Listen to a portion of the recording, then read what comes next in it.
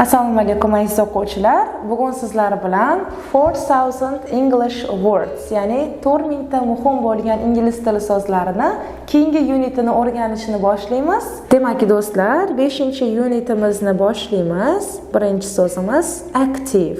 When someone is active, they move a lot or have a lot of things to do. O'zbek tilida shijoatli, aktiv ma'nosini bildiradi. Gapni ko'ramiz. It is important to be active and not sit around all the time. Aktiv bo'lish, shijoatli bo'lish muhim.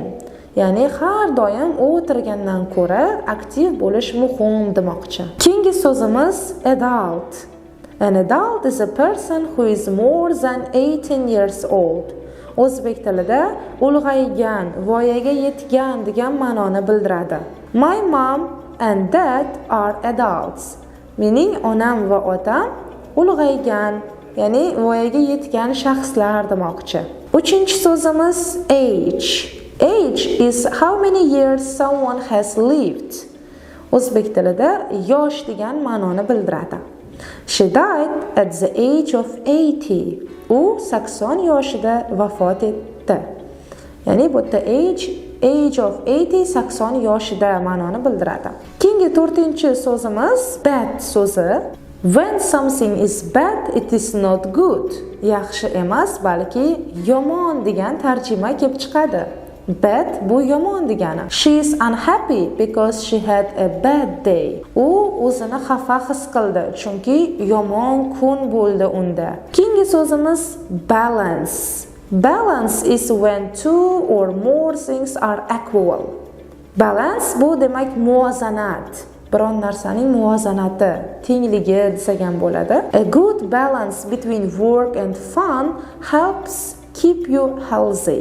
Ya'ni ish va demak zavqlanish orasidagi yaxshi balans sizni sog'lom bo'lishga yordam beradi. Keyingi so'zimiz bike.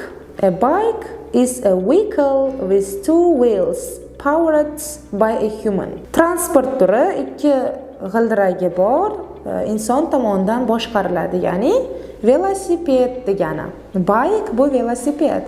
He rides his bike to school every day. U demak o'zining veligida har kun maktabga qatnaydi. Keyingi so'zimiz choose. To choose is to pick something or make a decision.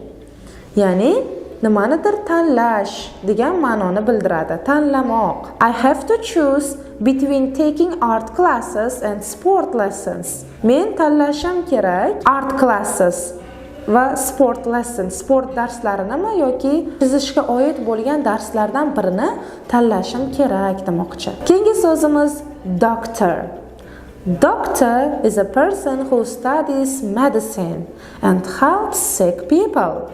Doktor demak bu kasal insonlarga dori bilan yordam beradi, ularga demak tuzatadi. You should go to the doctor when you are sick. Gapimizning tarjimasi siz doktorga borishingiz kerak qachonki kasal bo'lganingizda. Keyingi so'zimiz 9-so'z during. During an event means while the event was happening. Ya'ni o'zbek tilida davomida, paytida degan ma'noni bildiradi. Preposition hisoblanadi bu. Did you sleep during the movie? Siz kino davomida uxladingizmi degan ma'noni bildiryapti. 10-so'zimiz football. Football is a sport with 11 members and an oval shaped ball. Football o'zbek tilidagi futbol o'yini. Football is a popular sport in the United States. Futbol AQShdagi eng mashhur sport degan ma'noni bildiradi. 11-so'zimiz fun.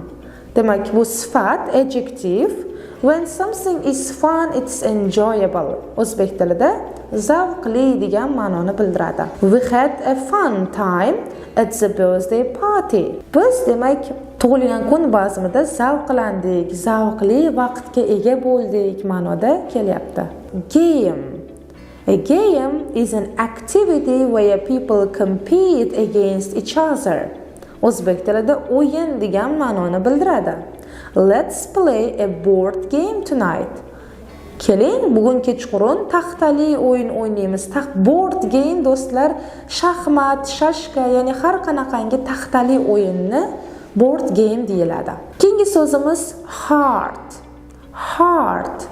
A heart is an organ that keeps the body alive. O'zbek tilida yurak ma'nosini bildiradi. Ya'ni tanangizni va butun boshli demak tanangizni boshqarib turadigan organlardan biri. My heart beats fast when I am nervous. Mana yuragim juda tez uradi qachonki asabiy bo'lsam. Keyingi so'zimiz golf. Golf is a sport with clubs and a small white ball. Ya'ni golf sport turi. People play golf in a nice weather. Odamlar golf o'yinini o'ynaydi yaxshi ob-havoda. Keyingi so'zimiz increase. To increase is to make something larger. Ya'ni nimanidir o'stirmoq, oshirmoq ma'nosini bildiradi. I will increase my score if I study for the test. Men o'zimni natijamni oshiraman agar testga qattiqroq demak tayyorlansam, o'qisam degan ma'noni bildiradi. Keyingi so'zimiz life. Life is a time when a person is alive. Ya'ni insonni to tirik ekan, uning hayoti demak life deyiladi. Hayot ma'noni bildiradi. My grandfather had a long life.